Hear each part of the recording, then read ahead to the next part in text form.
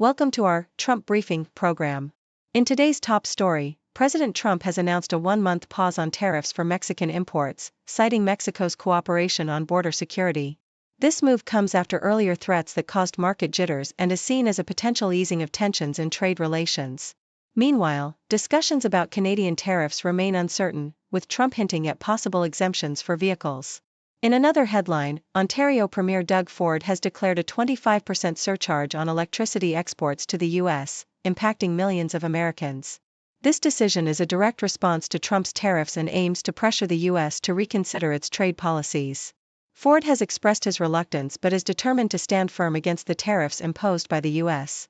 Lastly, the CEO of Brown-Forman, the maker of Jack Daniel's whiskey, has criticized Canada's decision to pull American liquor from shelves as a response to Trump's tariffs, calling it a disproportionate response. This move has affected bars and restaurants in Ontario, and while the company can absorb the impact, the ongoing trade war continues to create challenges for American producers. Please stay tuned for more detailed content. The Toronto Star reports that U.S. President Donald Trump announced a one-month pause on tariffs for imports from Mexico under the Canada-US-Mexico Agreement, CUSMA.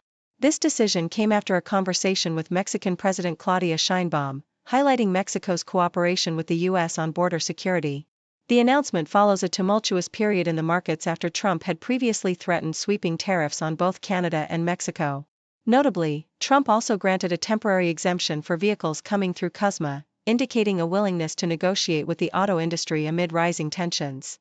In a related development, Ontario Premier Doug Ford declared that starting Monday, the province will impose a 25% surcharge on electricity exported to the U.S. as a direct response to Trump's tariffs. This decision affects approximately 1.5 million Americans in states like Minnesota, New York, and Michigan. Although Ford expressed reluctance to implement the surcharge, he emphasized that he would not relent until Trump rescinds the tariffs. The situation remains fluid, with U.S. Commerce Secretary Howard Lutnick suggesting a potential pause on most tariffs until early April. Additionally, the Toronto Star highlights the backlash faced by American companies due to the trade war, particularly from the CEO of Brown-Forman, the maker of Jack Daniel's whiskey. The company criticized Canada's decision to remove U.S. liquor from shelves at the Liquor Control Board of Ontario, LCBO, as a disproportionate response to the tariffs, asserting that it has a more significant impact than the tariffs themselves. This retaliatory move will affect various sectors, including bars and restaurants, and has added to the uncertainty for Brown-Forman, which has already seen a decline in demand and workforce reductions. Ford warned that American producers would ultimately bear the brunt of these trade disputes, signaling a readiness for a prolonged struggle against the tariffs.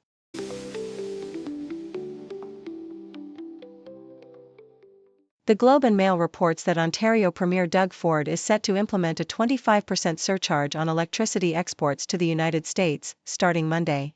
This decision is a direct response to U.S. tariffs imposed by President Donald Trump, as Ford emphasized the necessity of this move despite his reluctance. The surcharge will impact states such as New York, Minnesota, and Michigan, which rely on Ontario for electricity worth around $700 million annually, enough to power 1.5 million homes. Ford has warned the governors of these states about the imminent charge, highlighting the urgency of the situation. Deutsche Welle highlights the ongoing negotiations in Germany between the center-right CDU-CSU and the center-left SPD as they strive to form a new government by Easter. While both parties have found common ground on the need for significant investments in the Bundeswehr and infrastructure, they face challenges on key issues such as military conscription, support for Ukraine, immigration policies, and welfare reforms.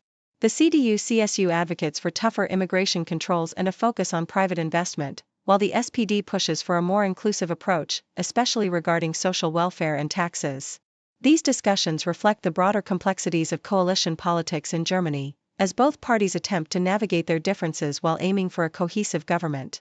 CNN reports that Elon Musk's Starlink may soon gain access to a $42 billion federal program aimed at expanding high-speed internet to underserved areas in the U.S.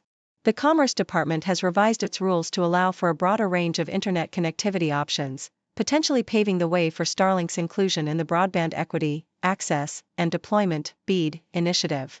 This shift comes after previous restrictions favored fiber optic services, effectively sidelining satellite options like Starlink. While officials have not confirmed specific funding for Starlink, the changes could raise ethical concerns regarding Musk's influence over government policy and funding, especially given his previous calls for privatization of government services. This development underscores the ongoing tension between government spending and private sector involvement in critical infrastructure projects.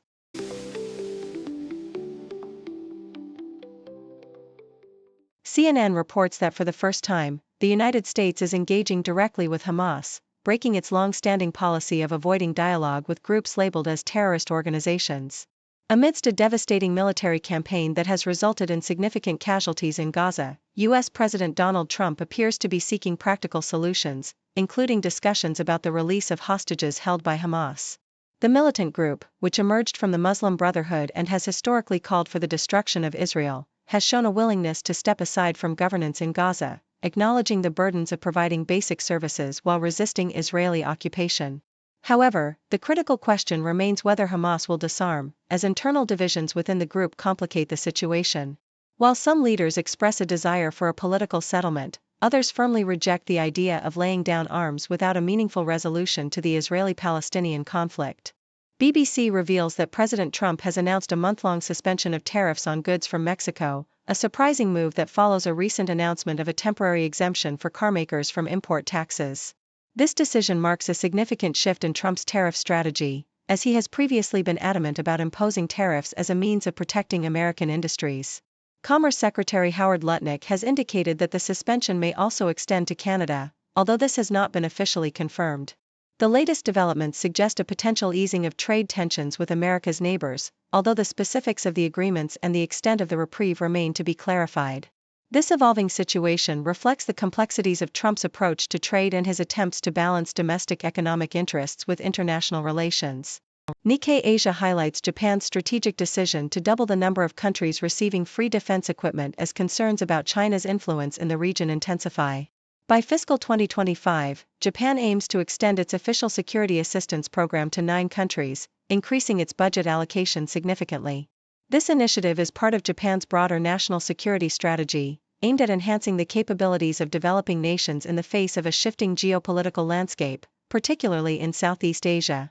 The program focuses on non-offensive equipment, such as radar and drones, which can bolster regional security without escalating military tensions. As the U.S. appears to be reducing its involvement in Asia under Trump's America First policy, Japan is seizing the opportunity to strengthen alliances and counterbalance China's growing assertiveness in the region.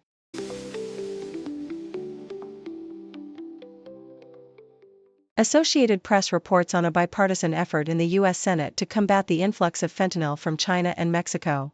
Senators Jim Risch and Jeanne Shaheen have introduced a bill aimed at expanding sanctions on Chinese entities linked to opioid trafficking, emphasizing the urgent need to address the crisis that claims over 100,000 American lives annually. Risch highlighted China's role as a primary source of fentanyl precursors, while Shaheen called for all available measures to stem the flow of these dangerous substances. The Chinese government, however, has pushed back against U.S. accusations, asserting its commitment to tackling fentanyl-related crimes and accusing the U.S. of spreading misinformation. Tensions are further exacerbated by the Trump administration's tariffs, which Beijing argues could hinder cooperation in the fight against drug trafficking. The DEA has traced the movement of fentanyl precursors from China to Mexican labs, where they are transformed into lethal products for smuggling into the U.S., illustrating the complex international dynamics at play in this public health crisis. Thank you for tuning in. The content above showcases the latest briefing reports and analytical synopses, thoughtfully curated by the 6Do team. These insights stem from a wide array of reputable media outlets, think tanks, government sources, and specialized experts worldwide. We encourage you to explore these sources for a comprehensive perspective. Keep in mind that while the content may not always align with the official standpoint of 6Do Brief, it's not meant to be taken as absolute directives for decision-making. Comprising seasoned media professionals, learned scholars, and accomplished scientists, the 6Do team embodies a trailblazing, fully independent media entity. To customize 6Do Brief to meet your professional needs, you have the option to subscribe to a diverse array of briefings on our website, 6dobrief.com. Regardless of your location, you can conveniently receive 6Do Brief via email. News breaks, buzz the ground, stories spit, walls come down. Voices merge in the sound, faces mix in the crowd.